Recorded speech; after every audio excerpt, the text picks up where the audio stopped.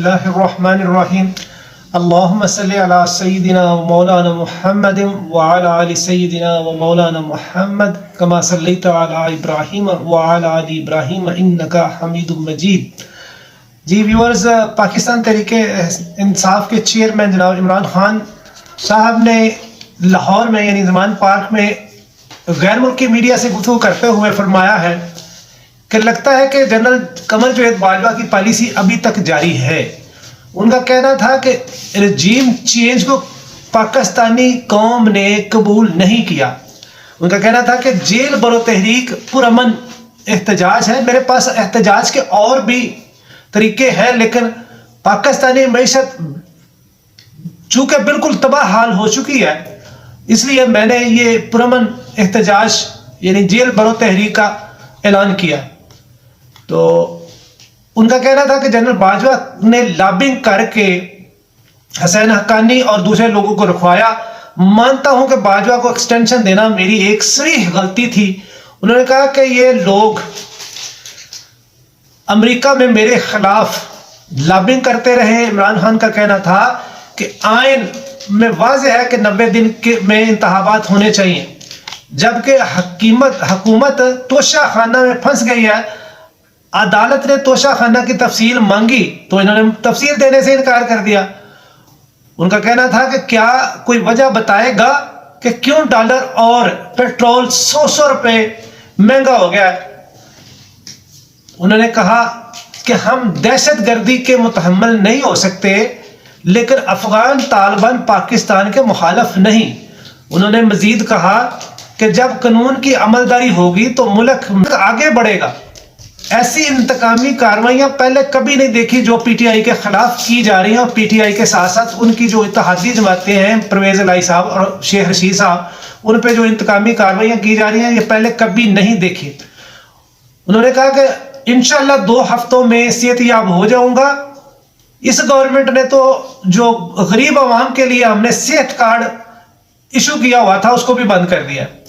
ان کا کہنا تھا کہ اے پی سی میں جانے کے لیے سوچ بچار کر رہے ہیں، جیل برو تحریک پورے ملک سے شروع کر رہے ہیں۔ وہ کہتے ہیں کہ ہمارے دور میں جنرل باجوہ کی عزت تھی اور پہ نکل نہیں سکتے، ہمارے دور میں ان کی عزت تھی۔ دوسری طرف جناب عمران خان صاحب عہدیداران کے اجلاس کی صدارت کرتے ہوئے انہوں نے کہا کہ جنوبی وزیرستان کے 2 لوگوں کو میری قتل کے لیے ٹاسک دے دیا گیا اور انہوں نے رقم بھی ادا کر دی گئی۔ انہوں نے کہا اس سے پہلے بھی میں کہتا رہا کہ میرے خلاف یہ سازشیں کی جا رہی ہیں اور جنونی کو لایا جائے گا، اور اس طرح وزیر آباد میں انہوں نے وہ جو پلان کیا ہوا تھا مجھے قتل کروانے کا، وہ انہوں نے وہاں عمل پذیر ہوا۔ اللہ تعالیٰ نے میری جان بچائی۔ ویسے جیسے میں کہہ رہا تھا کہ 3 شوٹر تھے، اب جے آئی ٹی نے بھی جو رپورٹ جمع کروائی اس کے مطابق بھی 3 شوٹر تھے، جبکہ اس نوید نے یہی کہا کہ میں اکیلا ہی ہوں اور مجھے کسی نے نہیں کہا اور میرے ساتھ اور کوئی بھی نہیں ہے۔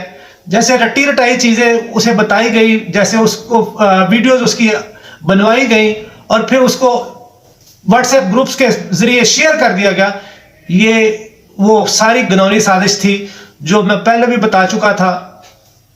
پہلے 2 اٹیمپٹس پلان اے اور پلان بی پر عمل ہو چکا، اب پلان سی کے لیے جنوبی وزیرستان سے 2 بندوں کو ٹاسک دیا گیا اور انہیں رقم بھی ادا کر دی گئی ہے۔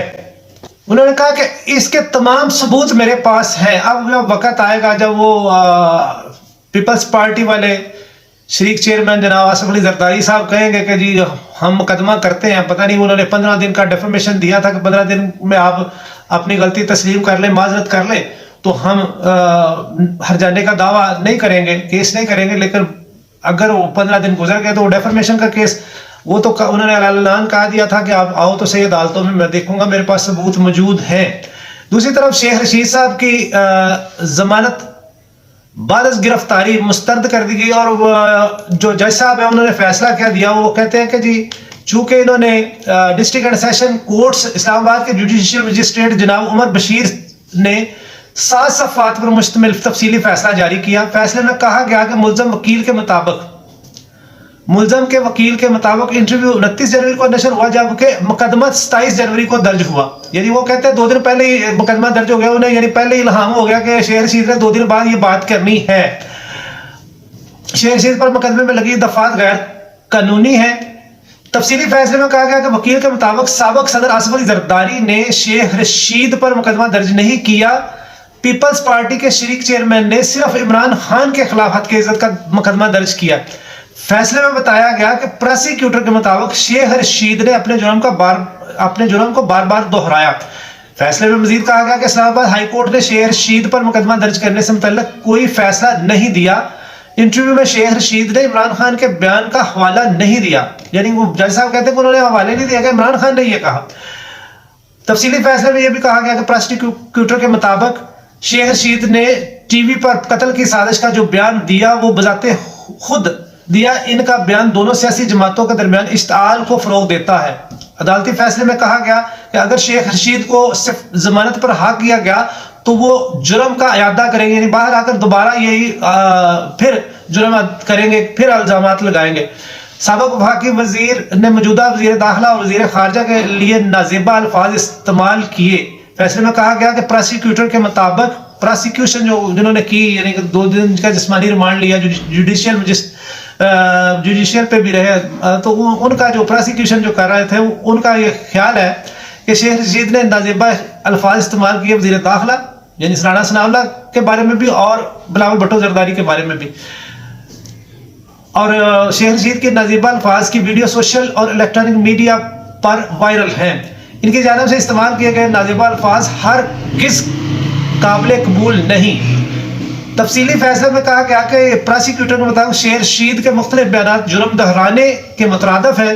ملزم ضمانت کے بعد باہر آنے پر بھی نازیبہ الفاظ استعمال کر سکتے ہیں۔ عدالتی فیصلے میں کہا گیا کہ فریقین کے دلائل سننے کے بعد درخواست ضمانت مسترد کی جاتی ہے۔ تو یہ وجہ بنی کہ دونوں طرف کے جو بیانات انہوں نے سنے ان کے مطابق پراسیکیوٹر نے کہا کہ یہ پھر باہر آئیں گے تو باہر آ کے پھر اسی طرح جرم کا ارتکاب کریں گے، لہٰذا ان کی ضمانت کی درخواست مسترد کی جائے۔ تو جج صاحب نے، عمر بشیر صاحب نے، جوڈیشل مجسٹریٹ نے یہ درخواست مسترد کر دی، لہذا شیخ رشید صاحب ابھی پھر جیل میں چلے گئے اور یہ 14 روزہ ریمانڈ ہے۔ ابھی میرے خیال میں باقی دن ہیں، وہ دوبارہ اپیل کریں گے، دیکھیں وہ جائیں گے ہائی کورٹ سے استدعا کریں گے، ادھر پٹیشن دائر کریں گے، وہاں سے ضمانت لینے کی کوشش کریں گے، دیکھیں کیا بنتا ہے۔ یہ سارا پریشر ڈالا جا رہا ہے۔ پہلے تو جو IMF کی ڈیلیگیشن آیا ہوا اس کی جو ریکوائرمنٹس تھی، جو ان کی شرائط تھی، اس کو پورا کرنے کے لیے ان کو پریشرائز کیا گیا۔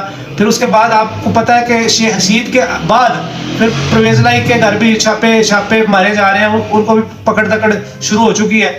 تو اس طرح یہ مسلسل پریشرائز کر رہے ہیں کہ یہ دباؤ میں آ کر ان میں سے بندہ کو توڑا جا سکے، ان کی جو اتحادی جماعتیں ان کو توڑا جائے، یا ان کے اندر اپنے پارٹی کے اندر بندہ کسی کو توڑا جائے، جیسے انہوں نے 2014 میں جوید ہاشمی صاحب کو توڑ لیا تھا، اس طرح توڑنے کی کوشش ہو رہی ہے۔ لیکن ابھی تک یہ 14 جماعتی اتحاد اور مقتدر حلقے اور بیرونی طاقتیں ابھی تک اس کام میں کامیاب نہیں ہوئی۔ دیکھتے اب یہ کب کامیاب ہوتی ہے، یا آئین کو فالو کرتی ہے اور 90 دن میں الیکشن کروا دیے جاتے ہیں۔ اب دیکھنا ہے کہ اگر تو آئین کو فالو کر لیا گیا اور 90 دن کے اندر الیکشن کروا دیے گئے تو عمران خان واضح اکثریت سے، اگر یہ قومی اسمبلی کے ضمنی الیکشن بھی کروائے جاتے ہیں اور دونوں KP کے اور پنجاب اسمبلی کے الیکشن کروائے جاتے ہیں، واضح اکثریت سے آ جائے گا۔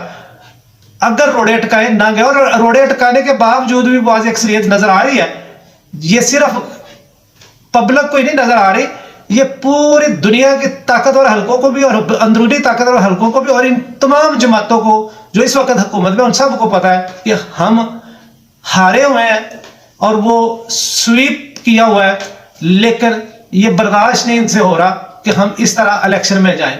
اس لیے ابھی تک وہ الیکشن کی ڈیٹ ہی نہیں دے رہے اور لیتو لال سے کام لے رہے ہیں، اور ابھی تک انہیں یہی ہے، جیسے انہوں نے کہا کہ لگتا ہے کہ نواز شریف مجھے چاہتا ہے، خان صاحب نے کہا کہ نواز شریف چاہتا ہے کہ مجھے نااہل کروایا جائے۔ ابھی تک وہ ان کی سوئی وہی پہ اٹکی ہوئی ہے کہ انہیں نااہل کروایا جائے اور گرفتار کروایا جائے اور ان کی پارٹی کو توڑا جائے، ابھی تک اسی پہ کام ہو رہا ہے۔ اسی لیے انہوں نے کہا کہ لگتا یہی ہے کہ ابھی تک قمر جوید باجوہ کی پالیسی چل رہی ہے تبدیلی۔ وہ کہتے ہیں میں شک کا فائدہ دینا چاہتا ہوں موجودہ عالمی قیادت کو، لیکن لگتا یہی ہے۔ تو یہ تھی آج تک کی اب تک کی خبریں۔ تو اجازت دیجیے، دعاؤں میں یاد رکھیے گا، اپنے اس چینل کو یاد رکھیں، سبسکرائب کریں، کمنٹس کریں، لائک اینڈ شیئر کرنے نہ بھولیے گا۔ اللہ حافظ۔